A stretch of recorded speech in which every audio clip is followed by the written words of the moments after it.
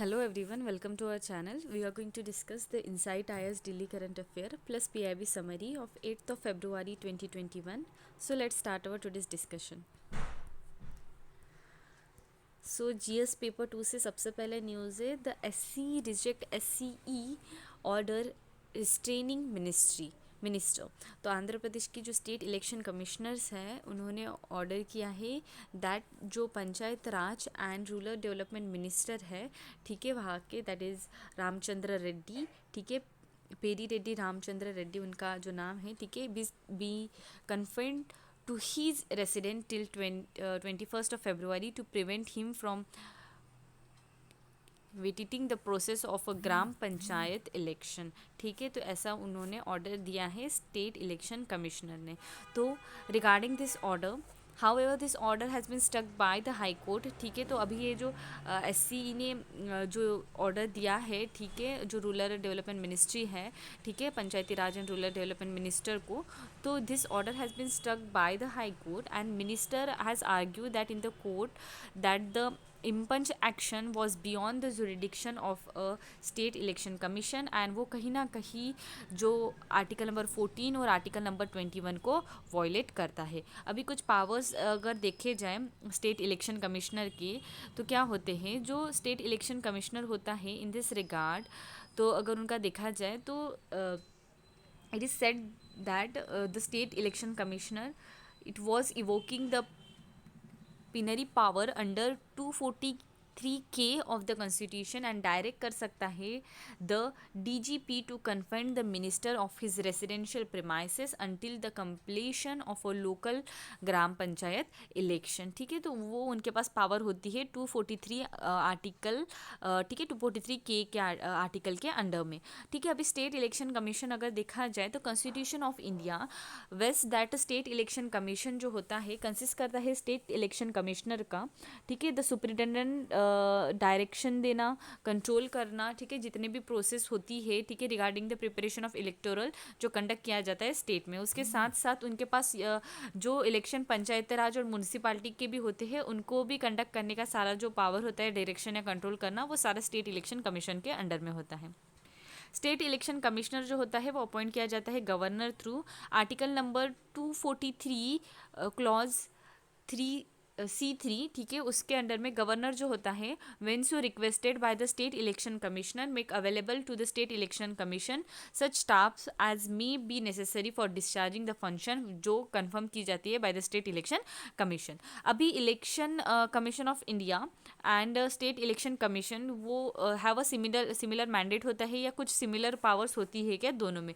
ठीक है, तो जो प्रोविजन नंबर दिया गया है in the article number 243K of the constitution वो प्रोवाइड करता है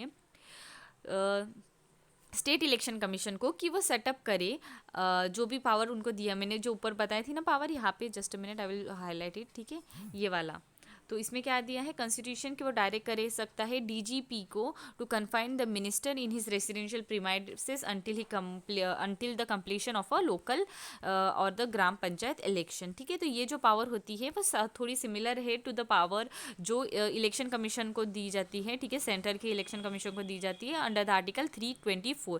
इन अदर वर्ड जो स्टेट इलेक्शन कमीशन होता है और जो EC होता है वो दोनों सेम स्टेटस जो है एंजॉय करते हैं। In the Kishan Singh Tomar versus municipal corporation of city of Ahmedabad case में अगर देखा जाए तो सुप्रीम कोर्ट ने डायरेक्शन दी थी स्टेट गवर्नमेंट को shall abide by the order of a state election commission during the conduct of a panchayati raj and the municipal election and just like they shall also follow the instruction जो election commission through दी जाती है during the assembly and the parliament polls. How far the court can intervene in such matters, तो court जो होता है they can not intervene in the conduct of the poll, जैसे कि अभी लोकल बॉडीज़ या सेल्फ जो गवर्नमेंट इंस्टीट्यूशन होते हैं once the electoral process has been in motion is set to be in motion. But article number 243 clause O जो है, ठीक है, ओ जो है, ठीक है, of the constitution that bars the interference in the poll matter set in the motion by the state election commission and article number 329 bars interference in such matters जो election commission through setup की जाती है। ठीक है, तो court cannot interfere in such matters only after the poll over तब election जो state election commission के डिसीजंस होते हैं और कंडक्ट जो होता है उस पर क्वेश्चन अराइज कर सकते हैं। उसके साथ साथ this power enjoy by the state election commission वो सेम है as that of a centre का जो इलेक्शन कमीशन होता है उसमें। ठीक है, तो ये हो गया ओवरऑल पहली न्यूज़ का डिस्कशन। अब हम बढ़ते हैं next, FSSAI cap trans fat acid in the food. तो food safety and standard authority of India उन्होंने रेस्ट्रिक्ट किया है the permissible amount of industrial trans fatty acid in the food product to 2% from 2022।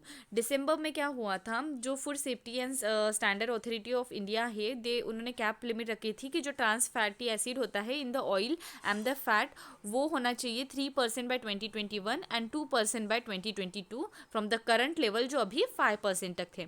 ठीक है, applicability अगर देखा जाए तो फूड प्रोडक्ट जो होते हैं जो इनकॉर्पोरेट करते हैं edible oils fats as a ingredient, include करते हैं edible refined oil, vanaspati, partially hydrogenated oil, vegetable fat spray. ठीक है, इस तरीके से काफ़ी ज़्यादा कंटेंट उसमें होता है। उसके रिलेटेड ये सारा जो पॉइंट है वो अंडर एडमिट में आता है of the newly issues regulation. ठीक है, अभी यहाँ पे जैसे मैंने बोला है कि इंडस्ट्रियल जो ट्रांस फैटी एसिड होते हैं उसका कंटेंट डिक्रीज होना चाहिए 2% बाय 2022। तो अभी यहाँ पे जो इंडस्ट्रियल ट्रांस फैटी एसिड क्या होता है, तो जो ट्रांस फैटी एसिड होता है वो क्रिएट किया जाता है इंडस्ट्रियल प्रोसेस से, जहाँ पे hydrogen to the liquid vegetable oil to make them more solid, increase shelf life of a food item and for use of a adulterate as they are cheap. ठीक है, and they are present in baked, fried and processed food material. ठीक है, जो food processed होता है, bake होता है, fry होता है उसमें ज़्यादातर होता है। उसके साथ साथ they are mostly harmful form of a fat जो कहीं ना कहीं clogs arteries and cause a hypertension. ठीक है, उसके साथ साथ heart attack and other cardiovascular disease भी कॉज कर सकता है। ठीक है, तो ये हो गया regarding the industrial trans fatty acid. GS3 से न्यूज़ है ओपन मार्केट ऑपरेशन। तो RBI ने अनाउंस किया है ₹20,000 crore in the open market operation on February 10। ठीक है, अभी ओपन मार्केट ऑपरेशन क्या होता है, तो ओपन मार्केट ऑपरेशन में क्या होता है, it is a sale and the purchase of a government security and the treasury bill by the RBI और the central government of the country. इस ओपन मार्केट ऑपरेशन में क्या सेल या purchase कर सकते हैं government security and the treasury bill by the RBI या कोई भी जो सेंट्रल बैंक होती है पर्टिकुलर कंट्री की। ऑब्जेक्टिव इसका क्या होता है, इससे हम रेगुलेट कर सकते हैं money supply in the economy. It is one of the quantitative जो मॉनेटरी पॉलिसी का टूल्स होते हैं ना, उसमें क्वांटिटेटिव जो टूल होता है उसमें आता है ओपन मार्केट ऑपरेशन। अभी इसको क्यों किया जाता है, तो RBI जो होता है वो कैरी करता है इस तरीके के open market operation through the commercial bank and does not directly deal with the public. Open market operation और लिक्विडिटी वर्सेस अगर देखा जाए तो जब central bank want to infuse a liquidity, ठीक है, जब उनको लिक्विडिटी या कैश फ्लो, ठीक है, इन्फ्यूज़ करना होता है into the monetary system, it will buy a government security in the open market. ठीक है, तो गवर्नमेंट सिक्योरिटी वो बाय करते हैं in the open market and this will provide a commercial bank with the liquidity. And in contract जब ये liquidity या वो सेल करते इस टाइप के सिक्योरिटी को, ये कहीं ना कहीं it कर्ब the liquidity and the central bank indirectly control करता है मनी सप्लाई जो भी होता है मार्केट में। अब RBI employ two kind of open market operation. अभी दो काइंड कौन से, सबसे पहला है आउटरीच परचेज जो एक परमानेंट होता है and it involve the outright selling और buying of a government security. ठीक है, ये फर्स्ट वाला हो गया। अभी सेकेंड वाला कौन सा है, रीपर्चेसिंग एग्रीमेंट, दैट इज रेपो, एक शॉर्ट टर्म होता है। ठीक है, ये जैसे आउटरीच परचेसिंग परमानेंट होता है, ये जो होता है परचेस एग्रीमेंट वो शॉर्ट टर्म होता है and it is subjected to repurchase. ठीक है, तो ये हो गया RBI employ two different kind of open market operation. Pradhan Mantri Urja Ganga Yojana, तो ठीक है, तो GAIL India limited has put West Bengal on the gas map of India after it completed laying a ₹2,000 ठीक है plus crore in the pipeline that will bring the state cooking fuel जो है, ठीक है, कुकिंग फ्यूल किस स्टेट के, वेस्ट बंगाल के, that is in the cheap than the LPG and CNG that cost less than the petrol and diesel and the fuel will be produce from the urea for all its requirement. ठीक है, तो ये point ध्यान में रखो। ठीक है, किससे प्रोड्यूस होगा, यूरिया से। अब 348 किलोमीटर पाइपलाइन जो होने वाली है from Dhobi in Bihar to Durgapur in West Bengal is a part of a Pradhan Mantri Urja Ganga योजना। इस प्रोजेक्ट के अंडर में इस ठीक है प्रोजेक्ट के बारे में अगर देखा जाए, इसको प्रधानमंत्री ने इनॉग्रेट किया था in the constituency of Varanasi Uttar Pradesh में। इस पाइपलाइन की लेंथ देखी जाए तो 2540 किलोमीटर है and it is in under construction from the state of Uttar Pradesh to the Odisha. Objective देखा जाए तो ये प्रोवाइड करेगी, ठीक है, ये पाइपलाइन प्रोजेक्ट जो रहेगा वो प्रोवाइड करेगा एक piped cooking gas to the household of a Varanasi within the next 2 years and millions other in the neighboring state from a more than a year to create a 25 industrial cluster in this state which can utilize the gas as a fuel and to generate the employment in that particular area। ठीक है, तो ये दो objective हो गए इस scheme के। Length wise distribution अगर देखा जाए तो स्टेट ऑफ यूपी जो है उनमें उनको गैस लाइन की जो लेंथ है 338 किलोमीटर मिलेगी।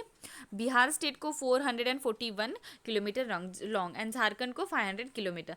वेस्ट बंगाल का अगर देखा जाए शेयर तो वो 542 किलोमीटर का रहता है एंड ओडिशा का बेनिफिट 718 किलोमीटर की पाइपलाइन रहेगी। ठीक है, तो this are the distribution of this particular pipeline. Hope UAE mission first mission to the mark. तो होप मिशन जो है एक फर्स्ट अरब इंटरप्लानिटरी मिशन है which is expected to reach a Mars orbit on the Tuesday and it is considered to be the most critical part of a journey to unravel the secret of the weather of a red planet. ठीक है, तो एक secret जो है उस red planet का Mars का, ठीक है, उसको रिवेल करने के लिए ये एक मोस्ट क्रिटिकल पार्ट रहेगा इस जर्नी का। ठीक है, अरब इंटर प्लानिटरी मिशन है होप मिशन। ठीक है, अभी इस मिशन के बारे में अगर देखा जाए तो ये जो होप मिशन है it is a Mars orbital spacecraft जो which is study the thin atmosphere of the Mars and ये मिशन जो है ऑफिशियली इसका नेम इमेरेट्स मार्स मिशन है and the orbiter has a name hope और Al Amal. Interplanetary disciplinary mission है Arab world का। Hope orbiter अगर देखा जाए तो होप प्रोब जो है वो has a mission life of a 1 maritime year which is almost 2 earth years. 3 main objective अगर इस होप प्रोब के देखे जाए तो ये हेल्प करेगा to understand the climatic dynamic and global जो वेदर मैप होता है मार्स प्लानट का and it will also help to explain the weather of a Mars जो अफेक्ट करता है the except of a hydrogen and oxygen and जो को relation है condition in the lower and the upper atmosphere. It will also help to understand the presence and the variability जो है hydrogen and oxygen की in the upper atmosphere. ठीक है, इस तरीके के कुछ 3 मेजर ऑब्जेक्टिव रहेंगे इस मिशन के। सिग्निफिकेंस क्या है इस मिशन का, तो ये कहीं ना कहीं हेल्प करेगा to know the fact of the red planet. ठीक है, which was once habited and from the signature to of a flowing water and organic material that point to the past has been supported.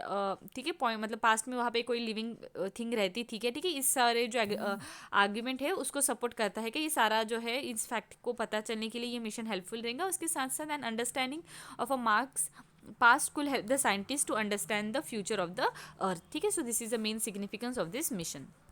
What is a glacier outburst flood and why does it occur? तो part of Uttarakhand recently एक massive flooding हुई है after the crunch of Nanda Devi glacier जो हुआ है। ठीक है, उत्तर प्रदेश के चमोली डिस्ट्रिक्ट में। ठीक है, bring back haunting memories of the 2013 Kedarnath calamities जो ग्लेशियर ब्रेक हुआ है। ठीक है, कॉज अ लार्ज स्केल डिवास्टिकेशन। ठीक है, काफ़ी ज़्यादा डिवास्टिकेशन हुआ है उस रीजन में। As per the available information over 150 labourer working at the power project in the Tapovan Reni are missing. ठीक है, तो 150 जो लेबर है फिर अभी भी मिसिंग है वहाँ पे। ठीक है, अभी ये ग्लेशियर लेक आउटब्रस्ट फ्लड के बारे में अगर देखा जाए तो ये जो आउटब्रस्ट होता है दैट हैपन जब डैम जो होता है कंटेन करता है एक लेक, ग्लेशियर लेक का फेल। ठीक है, अभी ग्लेशियर लेक आउटब्रस्ट फ्लड के बारे में अगर देखा जाए वो सडन होता है। ठीक है, समटाइम्स साइक्लिक वो रिलीज करता है वाटर को। ठीक है, it tend to happen rapidly. ठीक है, लास्टिंग हवर्स और to the days and result in the down large down streaming river discharge, ठीक है, तो downstream river discharge. How does the glacier break? अभी ग्लेशियर ब्रेक के reasons क्या हो सकते हैं? तो सबसे पहला रीजन है इरोजन के वजह से हो सकता है. सेकेंड है कि वाटर प्रेशर जो हुआ वो बिल्डअप हो गया होगा उस टाइम पे ज़्यादा. The avalanches of snow or the rocks, earthquake under the ice and a massive displacement जो होता है water का in the glacier lake when the large portion of the adjacent glacier lake collapse. ठीक है, so these are the few reason कि क्यों glacial lake जो होता है वो break होता है. इसका इम्पैक्ट क्या रहेगा?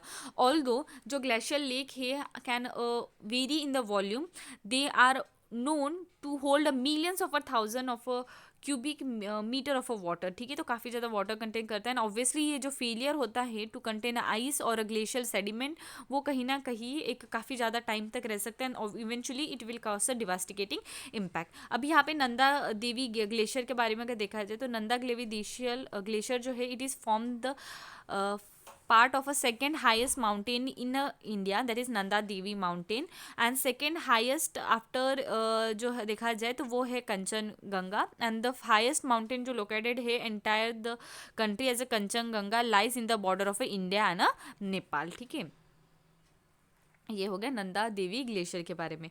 नेक्स्ट धौली गंगा के बारे में है, तो originating from Vasudhara Tal, perhaps the largest glacier in the Uttarakhand. Dhauli Ganga flow जो है इज द मेंडरिंग कोर्स, ठीक है, तो मेंडरिंग कोर्स होता है इस तरीके से, ठीक है, which take it from the Nanda Devi national park. ठीक है, ये जो रिवर मर्जेस है, ठीक है, with the Alaknanda in a Vishnu Prayag and it is a several tributaries, ठीक है, it is one of the several tributaries of a Ganga. News में क्यों था? तो the river turn into the deadly torrent on a Sunday just after the Nanda Devi glacier outburst. ठीक है, जब Nanda Devi glacier का आउटब्रस्ट हुआ था जस्ट आफ्टर दिस ये जो है, ठीक है, धौली गंगा फ्लो उसमें भी काफ़ी ज़्यादा जो है वाटर आ गया था and this was causing deadly torrent on Sunday.